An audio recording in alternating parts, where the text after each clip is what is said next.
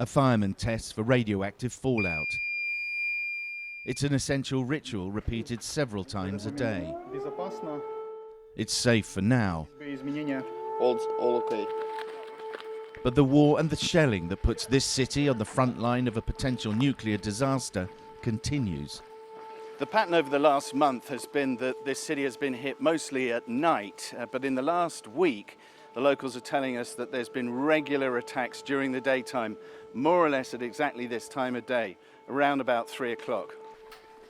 While communications are re-established, an officer explains where the shelling is coming from, pointing to 3 locations close to a Ukrainian nuclear power station captured by Russia in March.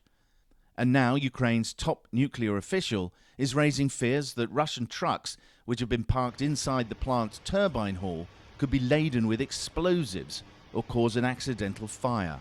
And if it happens, then there will be a major fire in a turbine hall, and after that it can actually impact the reactor building. Essentially, are you saying that that risks a meltdown of the reactor? Yes, could be, because, you cannot stop this fire if it goes.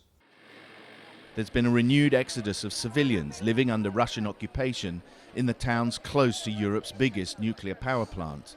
Safely in Ukrainian-held Zaporizhzhia, they consistently told CNN that Russian troops were bombarding locations close to the plant, shelling that Russia blames on Ukraine. The internet is switched off before it starts, probably so that nobody can film it. But we already know that if the internet is down, we should expect Russian shelling in half an hour. Amid international demands that Russia leave the nuclear power plant and demilitarize the area, the Russian shelling from the power station has increased. This is the result of one of 70 artillery and rocket strikes here in the last 24 hours, officials said. There's shelling every day. It just happened to hit here.